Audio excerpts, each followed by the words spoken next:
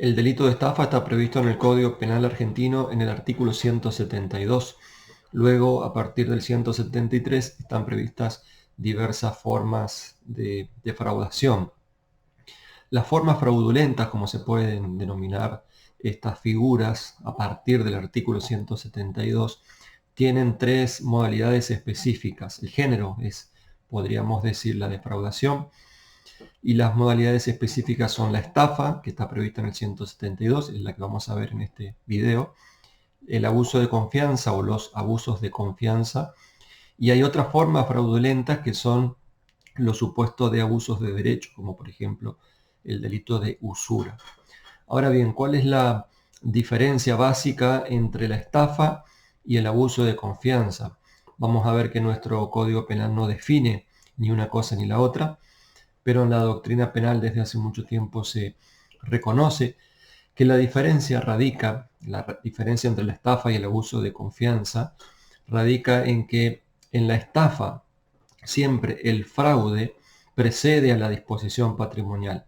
El fraude es el instrumento, es el medio utilizado por el autor para lograr la disposición patrimonial de parte de la víctima y de esa forma afectarse el patrimonio de la víctima. En cambio, en el abuso de confianza, la disposición patrimonial precede al fraude, es decir, está antes que el fraude.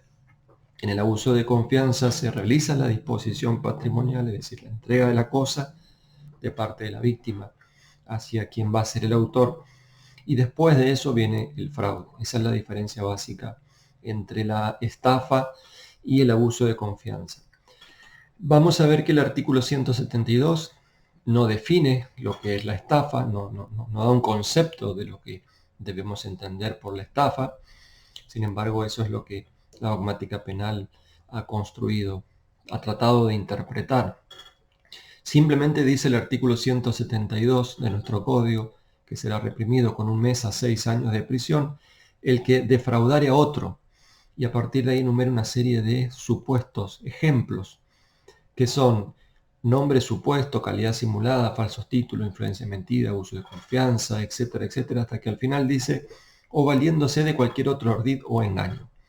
Entonces, la conducta típica del artículo 172, es decir, el acto de estafa, consiste en defraudar a otro valiéndose de cualquier ardid o engaño el autor. Eso es la estafa. Entonces, lo que nosotros tenemos que conceptualizar es el significado de la defraudación, el significado del ardid o engaño como medios para llegar a esa defraudación.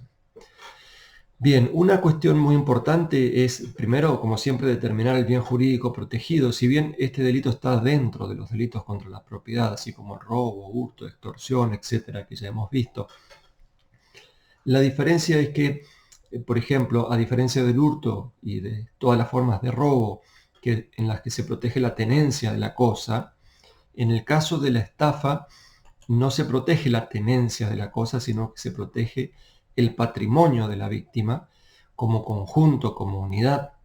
No se protege los objetos integrantes de ese patrimonio, como en el hurto y la estafa, recordemos la tenencia de la cosa, sino que acá en la estafa se protege el patrimonio de manera integral.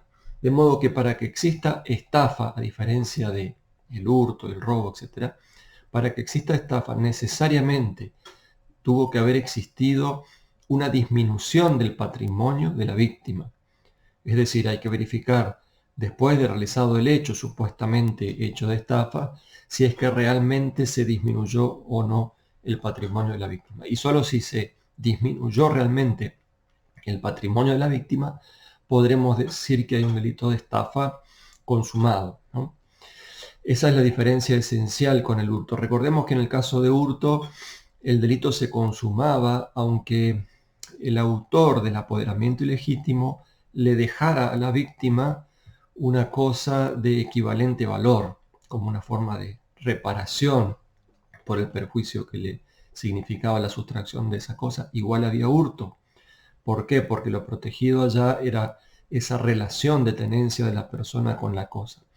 En este caso, en cambio, Si se diera una situación similar, es decir, si el supuesto estafador lograra apoderarse, lograra que le entregaran esa cosa que desea mediante el fraude, pero le dejara en sustitución algún otro objeto, que podría ser, por ejemplo, dinero como forma de reparación, entonces no habría estafa.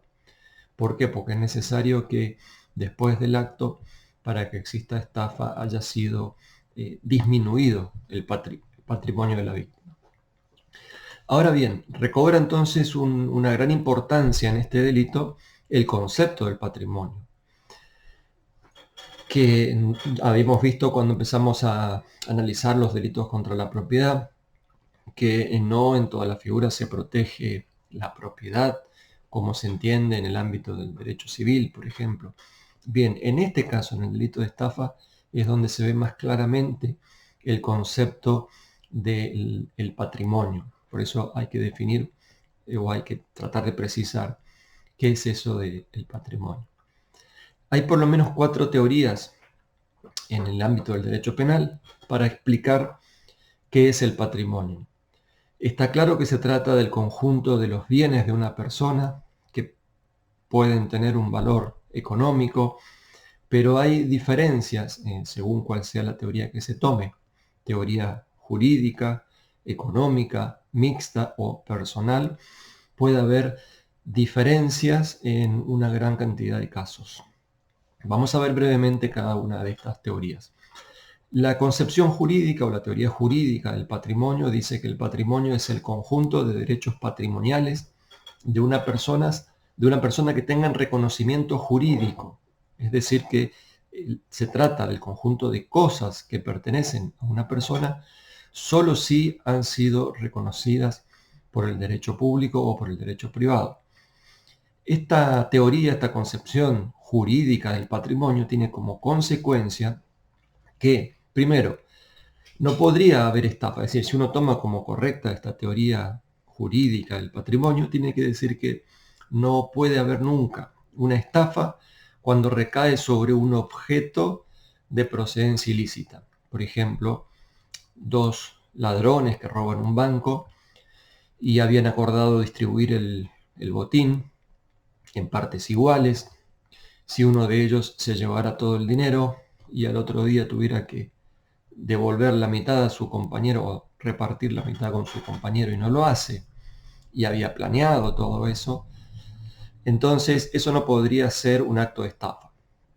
Claro que uno no se imagina que este otro ladrón va a ir a denunciarlo por el delito de estafa, pero el ejemplo sirve teóricamente para entender el alcance de este concepto jurídico del patrimonio. Entonces no puede haber estafa cuando el engaño recae sobre un objeto de procedencia ilícita. Esa es la primera consecuencia importante de esta teoría jurídica del patrimonio. Solamente sobre los objetos de procedencia ilícita reconocidos por el orden jurídico podría haber estafa. Segundo, tampoco podría haber estafa cuando la víctima no tiene un derecho patrimonial adquirido, sino que solo se trata de una expectativa. Por ejemplo, la clientela, que puede tener un significado importante en el ámbito económico, pero si no es un derecho patrimonial ya adquirido, entonces sobre eso no podría recaer tampoco la estafa. Tercera consecuencia de esta concepción jurídica del patrimonio es que podría haber estafa aunque los bienes, el objeto sobre el cual recae el engaño, sea un objeto de escaso valor. Por ejemplo, que tenga solamente valor afectivo. Vamos a ver que la concepción económica, la teoría económica, que es la segunda, sobre el patrimonio, dice que el patrimonio es el conjunto de bienes y de posiciones económicamente valorables de una persona, sin importar que se encuentren o no reconocidos jurídicamente como derechos. O sea, lo importante, según esta teoría, no es el reconocimiento del ordenamiento jurídico de una persona sobre esa cosa. Lo determinante, según esta teoría, es el valor económico que tenga esa cosa. Entonces, si el objeto recae sobre si la acción recae sobre un objeto que no tiene en sí un valor económico importante, según esta teoría no puede haber estafa. Sí podría haberlo según la teoría jurídica, pero no según esta teoría económica.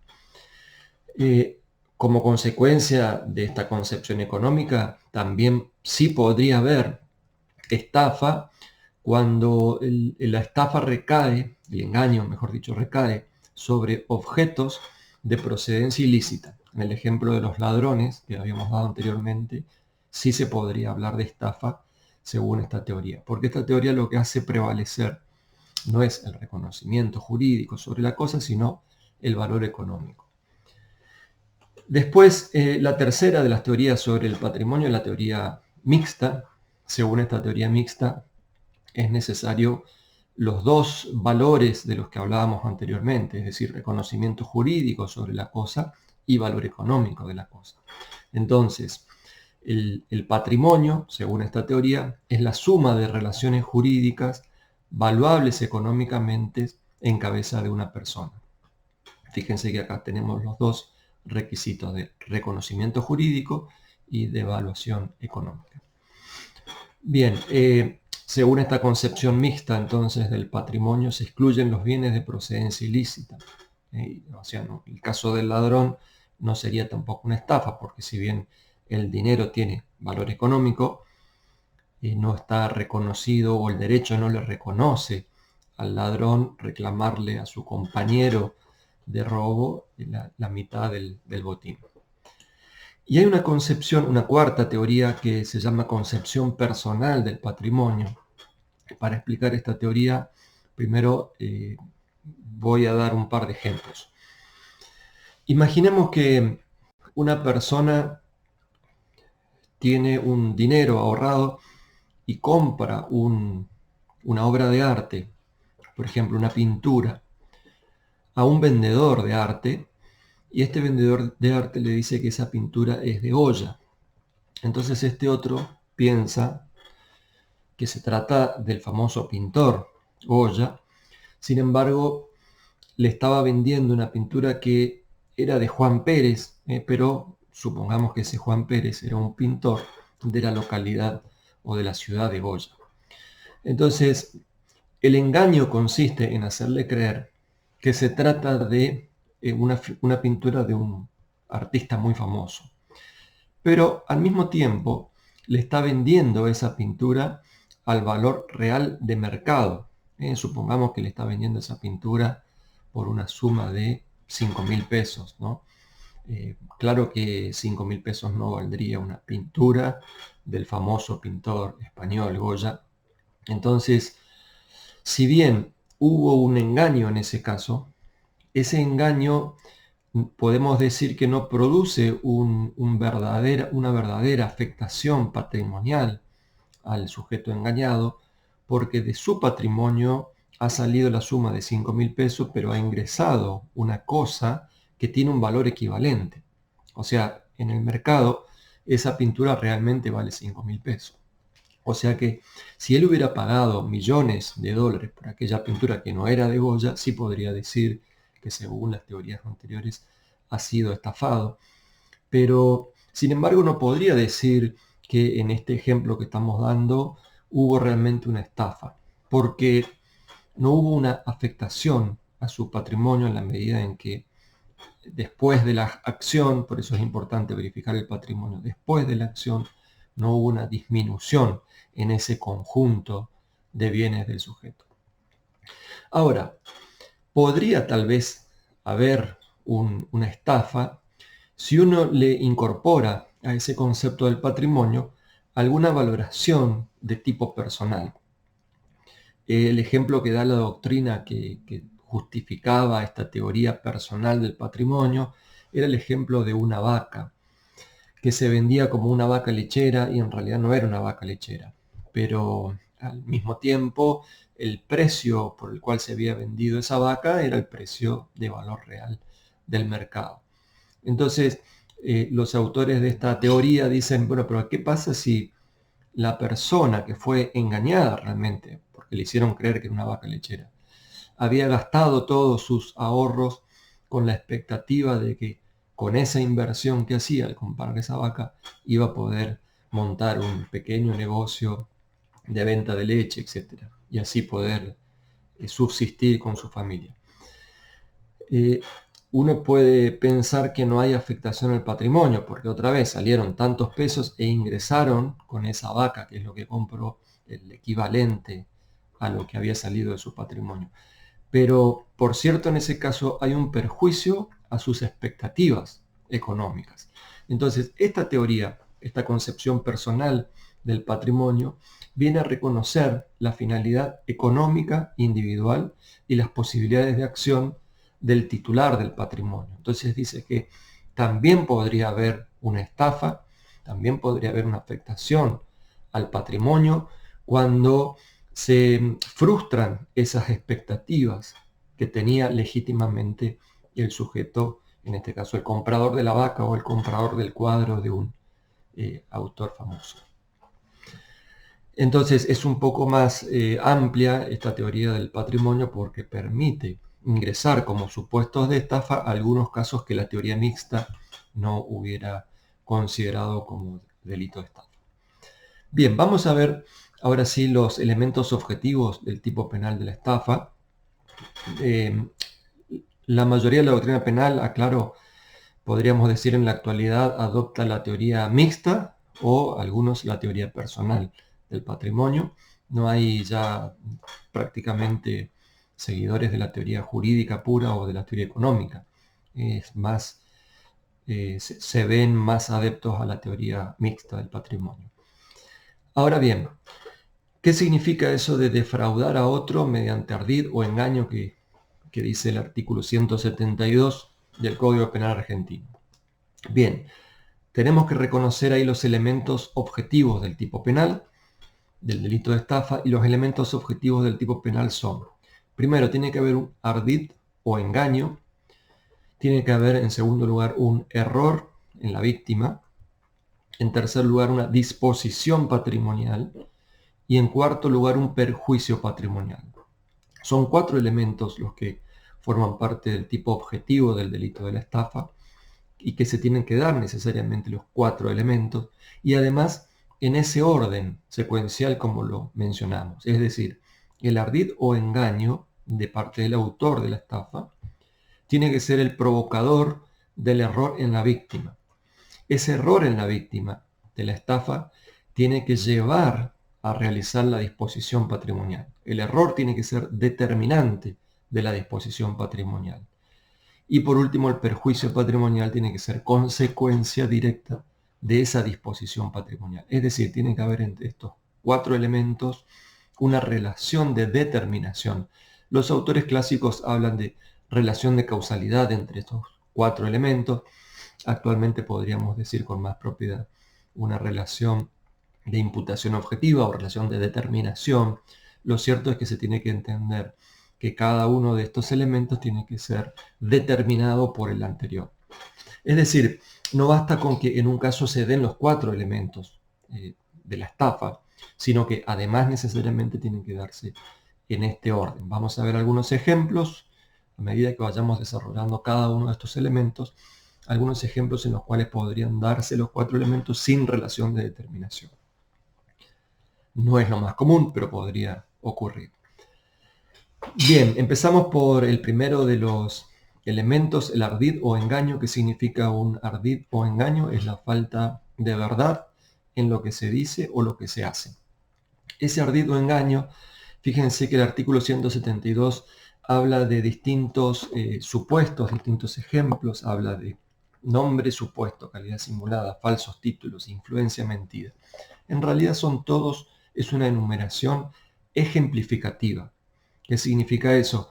Que puede haber alguna otra modalidad de estafa que no esté determinada ahí, porque en definitiva, si se trata de un ardid o engaño, como dice la última parte del 172, valiéndose de cualquier ardid o engaño, en definitiva estamos en el ámbito de la estafa si es que produjo error en la víctima, disposición y perjuicio patrimonial. Entonces, tomemos esos supuestos que se mencionan en el 172 como ejemplos, pero en general cualquier ardid o engaño puede ser un engaño típico de la figura de estafa.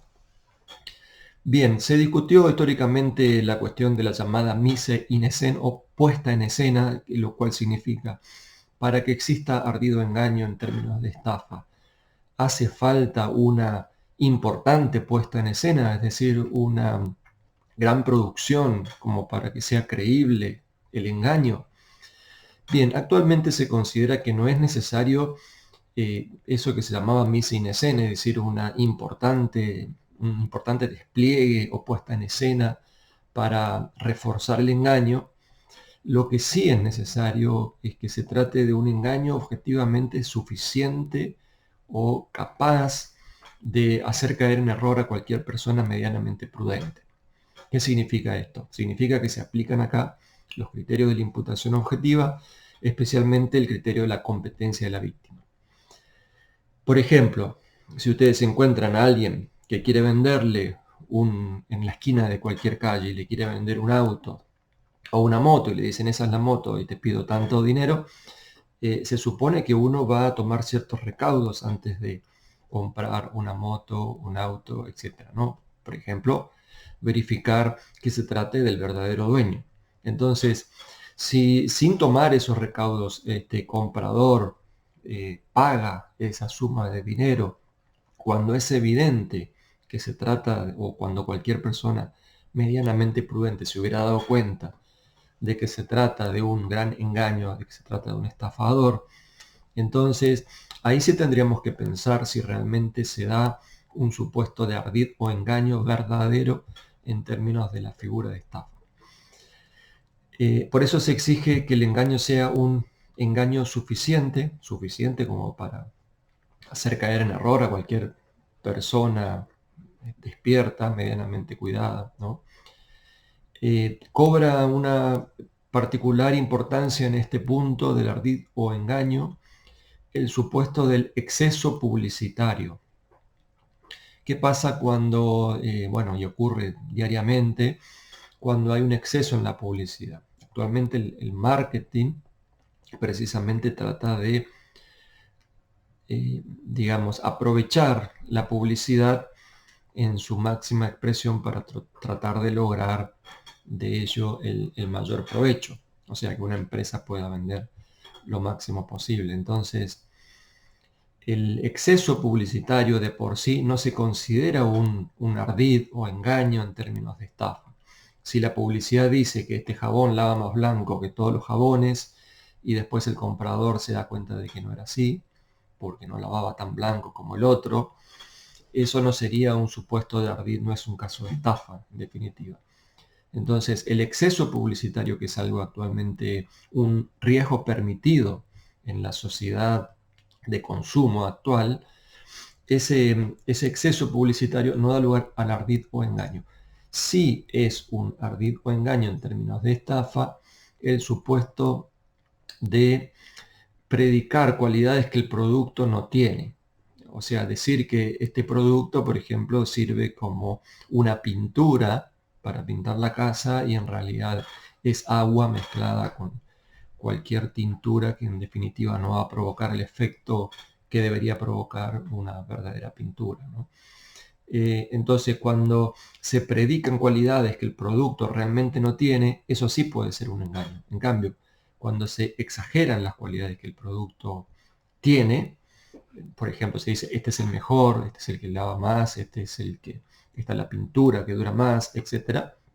Eso no sería un supuesto de ardid o engaño, en consecuencia no es un supuesto de estafa. Dentro del ardido engaño también se discuten los supuestos de estafa por omisión. ¿Se puede dar una estafa por omisión? En principio podemos decir, como cualquier delito, la estafa también se podría cometer por omisión impropia, ¿no? Siempre que se den los 6 elementos de la omisión impropia. Ahora, la cuestión es definir en qué casos o pensar en qué supuestos una persona estaría en situación de garante, en posición de garante.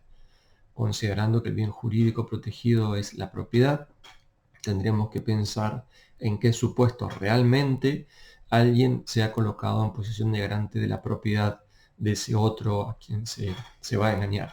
Por ejemplo, se cita como caso problemático dentro de este tema, la estafa por omisión, el ejemplo de quien va a comprar en un kiosco con un billete de 100 pesos, por ejemplo, compra un paquete de cigarrillos y el dueño del negocio le está dando el vuelto como si le hubieran dado 1.000 pesos. O sea, se equivoca. El vendedor le entrega el cigarrillo y le da vuelto como... Y este otro, el comprador, no dice nada. Advierte la situación, se da cuenta de que le están dando el vuelto de más, pero no dice nada, se queda callado, toma el dinero y se va. ¿Es un supuesto de estafa o no? Bien, el problema, o uno de los problemas que tiene ese caso, es que sería difícil determinar la posición de garantía de este comprador respecto al patrimonio del vendedor. Además de que ahí tampoco se daría la relación de determinación en los elementos como señalábamos al principio, pero en lo que se refiere a este punto del ardid o engaño y la estafa por omisión, ahí sería difícil decir que hay posición de garantía, ¿no? Tal vez ese caso pueda ser otro delito, alguna otra forma de defraudación o de apoderamiento, pero no sería el delito de estafa, precisamente porque no hay posición de garantía. Bien, no hay que confundir estos casos de estafa por omisión con los supuestos llamados de actos concluyentes o engaños implícitos, porque en los actos concluyentes o engaños implícitos no se trata de un supuesto de omisión, se trata de un supuesto de acción. Ese es un delito de estafa y hay ardid o engaño en ese supuesto. ¿Cuáles son los casos de actos concluyentes o engaños implícitos? Imaginemos a alguien que va a cargar nafta en una estación de servicio y el empleado de la estación de servicio muy cordial lo recibe y le dice que se estacione exactamente en ese lugar, le pregunta si va a cargar nafta de tipo A o tipo B, la más cara, digamos, y este le dice, bueno, cárgueme la más cara, le lleno el tanque, lléneme por favor el tanque, le llena el tanque. Cuando termina, el conductor del vehículo dice muchas gracias y se va. Es decir, se olvida, o mejor dicho, no paga, ¿no? Y este le reclama el pago y aquel otro le va a decir, pero yo nunca le dije a usted que le iba a pagar por ese combustible que me estaba cargando. Demuéstrame usted en qué momento yo le dije que usted le dije que yo le iba a pagar.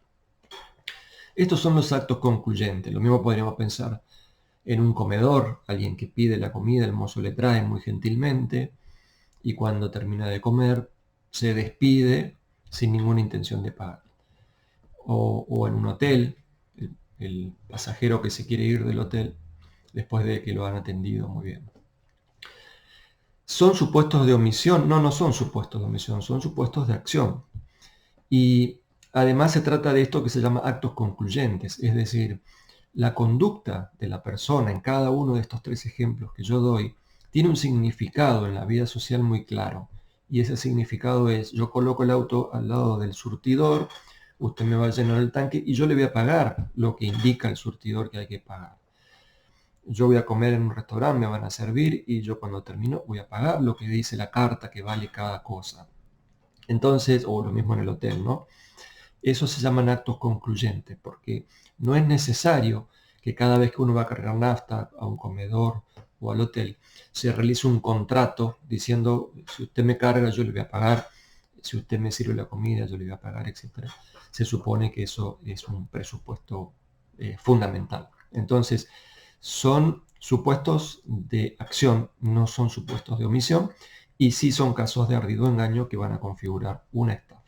Ojo, siempre y cuando el autor haya pensado en no pagar desde el inicio del acto, porque sería diferente si el autor que va a comer al restaurante pide la comida, etc., y cuando termina y quiere pagar se da cuenta de que se había olvidado el dinero o se olvidó la billetera.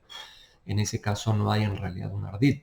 Nunca hubo un ardid porque el que estuvo confundido es el consumidor en este caso. Ahí no hay estafa. Sí habrá responsabilidad civil por lo que consumió y tendrá la obligación de pagar, pero no sería un delito de estafa porque en ese supuesto no hay ardid. Bien, el segundo elemento de la estafa entonces es el error. El error significa una falsa representación de parte de la víctima. El error debe recaer en la víctima y tiene que ser consecuencia del ardid. No tiene que existir por otro motivo el error. Por ejemplo, Si el vendedor de una concesionaria de autos le miente al cliente que ingresa al negocio y le dice que este auto que está acá es un auto que tiene el motor muy potente, el motor más potente de su segmento, y el comprador está equivocado sobre alguna otra característica de ese auto. Por ejemplo, el comprador lo único que le interesa es que ese auto, según él lo leyó en una revista, equivocadamente, tendría tantos airbags de protección. En realidad no tiene ninguno. Pero entonces el comprador compra ese auto por los airbags que cree que tiene, que en realidad no los tiene. Y el vendedor vende ese auto haciendo hincapié o recalcando la característica del motor que tampoco lo tiene. En ese caso hay un ardid de parte del vendedor, del supuesto autor de la estafa. Hay un error en la víctima, pero fíjense que no hay un encaje en estos elementos. Es decir, el error de la víctima no fue producto del ardid del autor. Entonces, ahí en ese caso, aunque se den los dos elementos, no se da la relación de determinación y por eso no podría ser una estafa. Aunque tal vez uno pueda pensar en una tentativa de estafa. De hecho, cuando no se da el encaje de estos elementos y el autor además tiene dolo, eso podría ser una tentativa, pero no sería una estafa consumada porque no se da la relación de determinación entre estos cuatro elementos. El error tiene que recaer en una persona que tenga capacidad o mínima capacidad para contratar o para desenvolverse en la vida diaria. Entonces, si se trata de un menor de edad o si se trata de un incapaz, no podríamos hablar de estafa. Por ejemplo, si alguien le vende al niño una botellita con agua y le dice que esa botellita contiene una fórmula para convertirse en el hombre araña, como acaba de verlo en la película el nene, y el nene le paga 1.000 pesos, por ejemplo, y este otro se va, le había vendido agua. Eso no es un delito de estafa, porque en ese caso no se da el error como lo exige el artículo 172 en el marco de una defraudación. Y no existe error porque ese niño no tiene la capacidad como para caer en error, no tiene una capacidad mínima desde el punto de vista del tráfico comercial, como para distinguir en este caso si lo están engañando o no. Podría ser otro delito, podría ser circunvención de menores, podría ser directamente un supuesto de hurto ese caso, pero no es un delito de estafa, porque la estafa requiere el ardido engaño de parte del autor que provoque un error en una víctima que tenga de principio una capacidad para caer en ese error. Son discutidos desde el punto de vista del error los casos del polizón. ¿Qué significa el polizón? Es un ejemplo más bien con un interés teórico. El que se mete en un barco, en un crucero para viajar sin haber pagado el pasaje, por ejemplo, ¿no? ¿Hay o no hay una estafa de parte de ese que estuvo 5 días paseando en el barco y comiendo muy bien sin haber pagado nada? Bien, hay distintos argumentos para decir que no es un delito de estafa, aunque seguramente este tendrá responsabilidad civil, pero entre esos argumentos nos vamos a encontrar con que en el caso del polizón hay clandestinidad en realidad. Y si hay clandestinidad, es decir, si entró de forma oculta sin que nadie lo advirtiera, lo mismo podría pasar en un espectáculo. La persona que entra al espectáculo sin pagar la entrada. ¿Por qué? Porque entró por una ventana del estadio que nadie había cuidado o estaba un día antes en el estadio para no pagar la entrada, etc. En esos casos, como hay clandestinidad, no hay un error en alguna víctima. Nadie tuvo un error sobre la presencia de esa persona que ni siquiera sabían que estaba. Entonces, por eso se dice que no son casos de estafa en realidad. Distinto es si el que ingresa al espectáculo o el que ingresa al crucero presenta una entrada falsa. Ahí sí está engañando, está provocando un error en una persona que es el encargado, el controlador del ingreso a esos lugares. Son discutidos en este caso, en el ámbito del error, los supuestos de estafas, entre comillas digo estafa, mediante aparatos mecánicos. ¿Qué pasa cuando yo engaño a un aparato mecánico? Por ejemplo, a un cajero electrónico. Logro mediante algún truco de informática provocar que el cajero electrónico me entregue el dinero que pertenece a la cuenta de Juan Pérez. Entonces yo me llevo ese dinero sin que pertenezca a mi cuenta. ¿Hay una estafa o no hay una estafa? Yo engañé al aparato. Bien, se dice que no hay estafa porque no se puede engañar a un aparato, se tiene que engañar a una persona. El error de la estafa tiene que recaer en una persona y esa persona es la que tiene que, después del error, realizar la disposición patrimonial. Entonces, como no hay un error cuando se engaña a una máquina, entonces ahí no hay estafa. Podría ser otro delito, pero no puede ser estafa. Por ejemplo, puede ser un hurto, un apoderamiento ilegítimo de una cosa que le pertenece a otro, pero no hay una estafa. Entonces, distinto es el caso en que utilizándose una máquina se engaña a una persona. Por ejemplo, el caso de quien altera el medidor de la luz de su casa o de su negocio para provocar un error en el controlador del servicio de energía eléctrica y de esa forma evitar el pago del canon mensual o del uso mensual de la electricidad. Tendría que haber pagado 10.000 pesos ese mes, pero como alteró el medidor, entonces no va a pagar nada o va a pagar solamente 100 pesos. Bien, ahí sí hubo un error en la persona que controlaba, entonces ahí sí puede haber una estafa. Y fíjense que en los dos casos se está utilizando un aparato mecánico.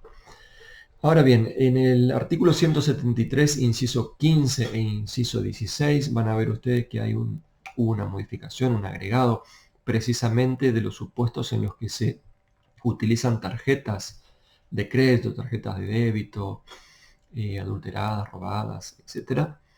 Y mediante esa forma el autor logra apoderarse de un dinero. Bien, vamos a ver ahí si se configura o no. Precisamente esos incisos 15 y 16 se incorporan al artículo 173 por este problema, por el problema de que la doctrina y la jurisprudencia venía señalando de que no podía haber estafa cuando se engañaba a una máquina. Bien. Algunos dicen que con ese inciso 15 y 16 ya se solucionó el problema, entonces quien engaña a un cajero automático o quien engaña mediante el home banking, por ejemplo, y logra apoderarse de un dinero de la cuenta de otro o del mismo banco que le entregue un dinero, incurriría en esos delitos del inciso 15 y 16. Vamos a ver ahí que el problema es que en esos incisos 15 y 16 todavía se sigue exigiendo defraudación y la defraudación necesariamente implica estos 4 elementos que estamos viendo y estos 4 elementos implican la necesidad de que se produzca un error en una persona que sea la que realice la disposición patrimonial. De modo que no es que se haya aclarado el tema en este grupo de casos de engañar a una máquina. Bien, el otro elemento sería entonces, perdón, con respecto al error, hay que aclarar también que no cualquier incumplimiento de un contrato sería un supuesto de estafa, porque puede ocurrir que una persona haya realizado un contrato comprometiéndose a pagar una cuota mensual de dinero por cierto producto que ha comprado y en algún momento no pueda tener la capacidad económica para seguir pagando esas cuotas. En ese caso no hay un delito de estafa. Habrá un incumplimiento de contrato, pero un incumplimiento de contrato con consecuencias en el ámbito del derecho civil no significan necesariamente el delito de estafa. Para que exista delito de estafa es necesario que haya existido un ardido engaño que provoque un error, es decir, sería necesario que el autor desde el principio haya pensado en contratar y que después no iba a pagar esas cuotas que había firmado, ¿no? Pero si lo que ocurre es que ha caído en desgracia económica ese sujeto, entonces eso no es un delito de estafa. Puede haber lo que se llama estafa triangulada, la estafa triangulada significa que generalmente en la estafa hay dos personas, el autor y la víctima. El autor es el que realiza el ardido engaño, la víctima es la que cae en error y ella misma, la víctima, realiza la disposición patrimonial y se perjudica patrimonialmente. Pero puede ocurrir que en alguna estafa, excepcionalmente, existan tres sujetos intervinientes. Uno, el autor, que realiza el ardido engaño. Siempre el autor tiene que ser el que realice el ardido engaño. La víctima, que es la que cae en error, sería el segundo sujeto. Esa misma víctima es la que tiene que realizar la disposición patrimonial, es decir, la entrega de la cosa. Y puede ser que el perjudicado patrimonialmente sea un tercero. Eso es lo que se llama estafa en triángulo o estafa triangulada. Cuando esa persona que cayó en error y realizó la disposición patrimonial es, por ejemplo, un representante de otro, ahí habría una estafa en triángulo. Y cuando esa estafa en triángulo tiene como víctima a un juez en un proceso judicial, eso se llama estafa procesal. Y siempre y cuando el objeto del engaño tenga que ver con una cuestión patrimonial. Por ejemplo, yo me constituyo como demandante ante un juzgado y le exijo, o mejor dicho, le reclamo, le pido al juez de ese juzgado que ejecute los bienes de Juan Pérez presentándole un pagaré falso, que no ha sido firmado por él, que lo inventé yo, y ese juez equivocado ordena la ejecución.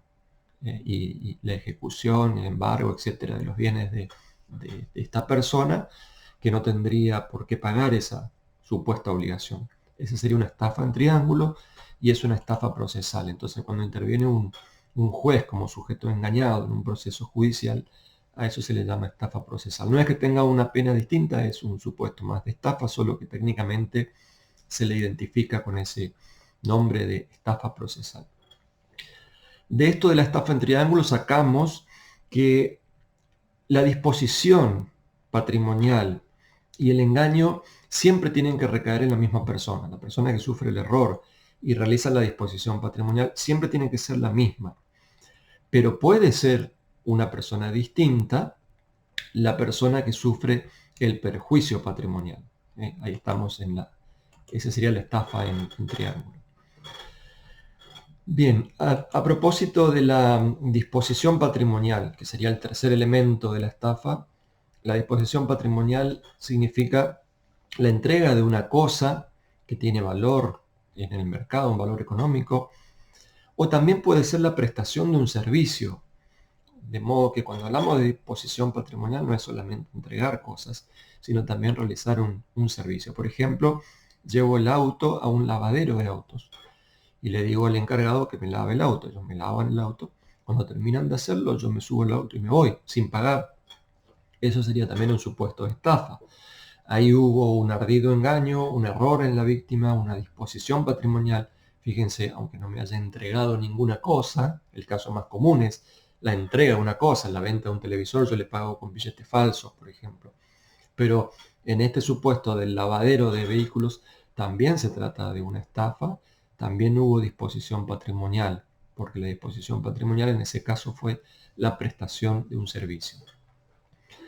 La disposición patrimonial es lo que hace decir a la doctrina penal que este delito de estafa es un delito de autolesión. ¿Qué significa eso, un delito de autolesión? A diferencia del hurto, en el hurto, robo, los robos son hurtos agravados, en el hurto, robos, etc., hay un apoderamiento ilegítimo de la cosa mueble. El autor se apodera, toma esa cosa mueble, total o parcialmente ajena. En cambio, en la estafa, lo que caracteriza la estafa es que la víctima que cae en error es la que dispone patrimonialmente de la cosa, es la que entrega voluntariamente, entre comillas, voluntariamente entrega la cosa. Esa es la diferencia entre el hurto y la estafa. Y repito, en el hurto el autor se apodera legítimamente de la cosa. En la estafa la víctima es la que dispone patrimonialmente, es decir, entrega voluntariamente. ¿Por qué digo voluntariamente entre comillas? Porque esa voluntad está viciada por error.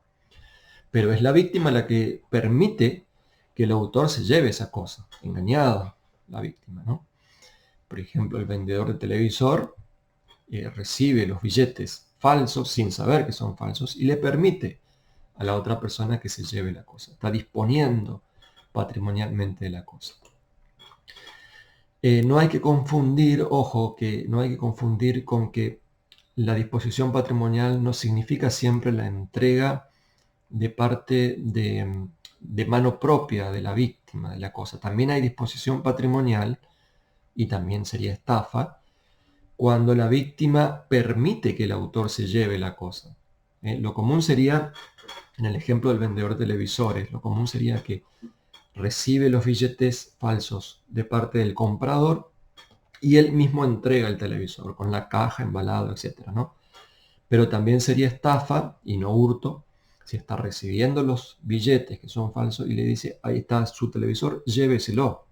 Fíjense, sin que la víctima entregue la cosa, lo que está haciendo es permitir que se la lleve.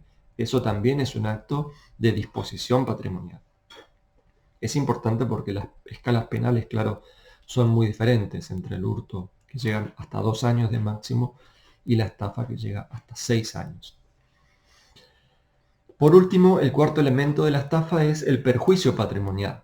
¿Qué significa eso? Que, como decíamos desde el inicio, es necesario que se verifique una disminución en el patrimonio de la víctima, de modo que haya quedado disminuido después del acto realizado de ardid o engaño. Ese perjuicio patrimonial puede ser un perjuicio en el patrimonio de la víctima, o sea, de quien ha sufrido el error y realizó la disposición patrimonial, o puede ser el patrimonio de un tercero. En este caso, la estafa en triángulo se llama víctima del delito al que realizó la disposición, sufrió el engaño y realizó la disposición, y perjudicado patrimonialmente al sujeto que sufrió la afectación en su patrimonio. Entonces, el que sufre el perjuicio es el damnificado, no es la víctima de este delito.